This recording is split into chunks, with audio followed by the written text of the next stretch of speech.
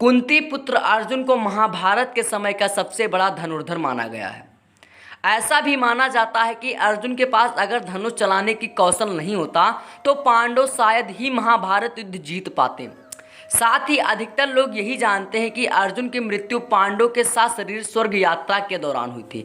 लेकिन दर्शकों, महाभारत में एक ऐसी भी कथा पढ़ने को मिलता है जिसमें बताया गया है कि अर्जुन की इससे पहले भी एक बार मृत्यु हो चुकी है और देवी गंगा अर्जुन की मृत्यु पर मुस्कुराने लगी थी।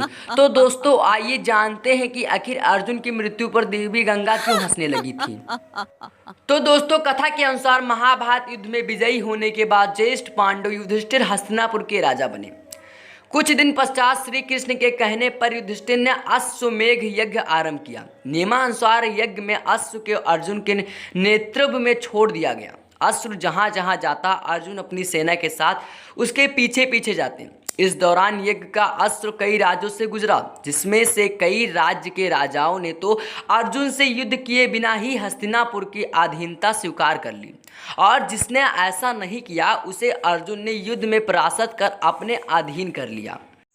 इसी क्रम में अश्वमेघ यज्ञ का अश्व एक दिन मणिपुर पहुंचा। उस समय मणिपुर के राजा अर्जुन और चित्रांगदा का पुत्र ब्रह्मवाहन था। ब्रह्मवाहन ने जब ये सुना कि उसके पिता अर्जुन उसके राज में पधारे हैं तो वह उनके स्वागत के लिए राज्य की सीमा पर जा पहुंचा और अपने पिता अर्जुन को देखते ही वह उनके स्वागत के लिए आगे बढ़ा। लेकिन अर्जुन ने उसे रोक दिया और अर्जुन ने ब्रह्मवाहन से कहा कि इस समय मैं तुम्हारा पिता नहीं हूँ, बल्कि हस्तिनापुर नरेश का प्रतिनिधि हूँ। इसलिए क्षत्रिय नियमानुसार तुम्हें इस समय मुझसे युद्ध करना चाहिए। उसी समय अर्जुन की दूसरी पत्नी उलूपी वहां आ गई और ब्रह्मवाहन से बोली, हे पुत्र, तुम्हें अपने पिता के साथ युद्ध करना चाहिए। अगर तुम युद्ध नहीं करोगे तो ये तुम्हारे पिता का अपमान होगा। और माता की आज्ञा पाते ही ब्रह्मवाहन युद्ध के लिए तैयार हो गया। इसके बाद अर्जुन और ब्रह्मवाहन के बीच में घोर युद्ध हुआ। काफी समय तक युद्ध चलने के बाद जब कोई परिणाम नहीं निकला तो ब्रह्मवाहन ने कामाख्या देवी से प्राप्त दिव्य वार से अर्जुन पर प्रहार कर दिया, जिससे अर्जुन का सर धड़ से अलग हो गया। यह देख हस्तिनापुर की सेना में सन्नाटा पसर गया, क्योंकि युद्ध में ब्रह्मवाहन ने अर्जुन से पहले भीम को भी हरा दिया था। इधर यह बात जब श्री कृष्ण को पता चला तो वह तत्काल द्वारका से मणिपुर के लिए निकल पड़े। इधर अर्जुन की माता कुंती भी अर्जुन की मृत्यु की खबर सुनकर मणिपुर के लिए निकल पड़ी। मणिपुर पहुंचकर अर्जुन को धरती पर पड़े देखकर श्री कृष्ण को गहरा धक्का लगा। तभी श्री कृष्ण ने देखा कि देवी गंगा अर्जुन की मृत्यु पर मुस्कुरा रही हैं। इतने में ही कुंती भी वहां पहुंच गई और अपने पुत्र के शव को गोद में रखकर विलाप करने लगी। कुंती को विलाप करते देख देवी गंगा से रहा नहीं गया और वह कुंती से बोली, हे कुंती, तुम व्यर्थ में रो रही हो, क्योंकि तुम्हारे पुत्र अर्जुन को उसके कर्मों का फल मिला है। मेरे पुत्र भीष्म इसे अपने पुत्र की तरह स्नेह करता था, फिर भी इसने श्रीकंठी का सहारा लेकर मेरे पुत्र भीष्म का वध कर डाला।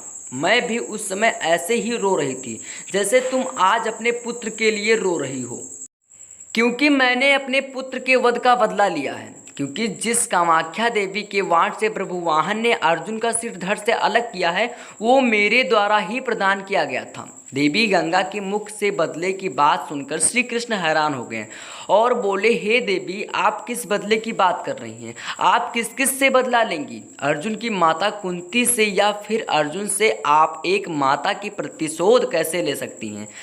तब देवी गंगा ने श्री कृष्ण से कहा कि हे वासुदेव, ये तो आप जानते हैं कि हान की अर्जुन ने उस समय मेरे पुत्र का वध किया था जब वो लाचार था। अर्जुन का ऐसा करना जब उचित था तो अर्जुन का वध उसी के पुत्र द्वारा कराकर मैंने क्या गलत किया?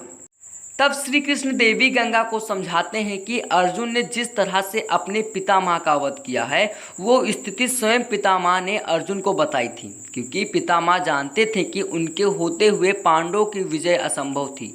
इसलिए उन्होंने स्वयं युद्ध से हटने का मार्ग अर्जुन को बताया था। अर्जुन ने तो ब्रह्मवाहन के प्रहारों का सिर्फ रोका है, स्वयं प्रहार तो नहीं किया। अर्जुन ने तो कामाख्या देवी द्वारा दिए गए दिव्य बाण और आपका मान बढ़ाया है। कृष्ण के तर्क सुनकर गंगा दुविधा में पड़ गई और श्री कृष्ण से इस दुविधा से बाहर निकलने का मार्ग बताने को कहा। तब जाकर श्री कृष्ण ने देवी गंगा से प्रतिज्ञा को वापस लेने को कहा। तो दोस्तों ये थी वो कथा जब देवी गंगा अर्जुन की मृत्यु पर हंसने लगी थी।